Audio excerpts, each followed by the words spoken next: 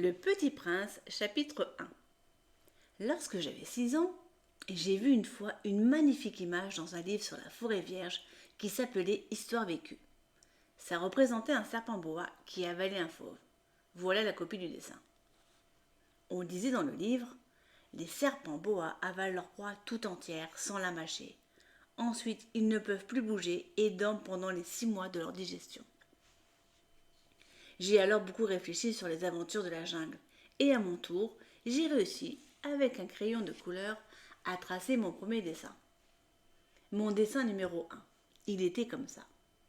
J'ai montré mon chef-d'œuvre aux grandes personnes et je leur ai demandé si mon dessin leur faisait peur. Elles m'ont répondu. Pourquoi un chapeau ferait-il peur? Mon dessin ne représentait pas un chapeau. Il représentait un serpent boa qui digérait un éléphant. J'ai alors dessiné l'intérieur du serpent boa, afin que les grandes personnes puissent comprendre. Elles ont toujours besoin d'explications. Mon dessin numéro 2 était comme ça. Les grandes personnes m'ont conseillé de laisser de côté les dessins de serpents boa ouverts ou fermés, et de m'intéresser plutôt à la géographie, à l'histoire, au calcul et à la grammaire.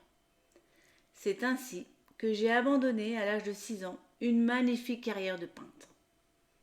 J'avais été découragée par l'insuccès de mon dessin numéro 1 et de mon dessin numéro 2. Les grandes personnes ne comprennent jamais rien toutes seules, et c'est fatigant pour les enfants de toujours et toujours leur donner des explications. J'ai donc dû choisir un autre métier, et j'ai appris à piloter des avions. J'ai volé un peu partout dans le monde. Et la géographie, c'est exact, m'a beaucoup servi. Je savais reconnaître du premier coup d'œil la Chine de l'Arizona.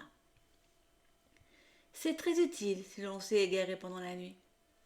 J'ai ainsi eu, au cours de ma vie, des tas de contacts avec des tas de gens sérieux. J'ai beaucoup vécu chez des grandes personnes. Je les ai vus de tout près. Ça n'a pas trop amélioré mon opinion. Quand je rencontrais une qui me paraissait un peu lucide, je faisais l'expérience sur elle de mon dessin numéro 1 que j'ai toujours conservé. Je voulais savoir si elle était vraiment compréhensive, mais toujours elle me répondait « C'est un chapeau ». Alors je ne lui parlais ni de serpent bois, ni de forêt vierge, ni d'étoiles.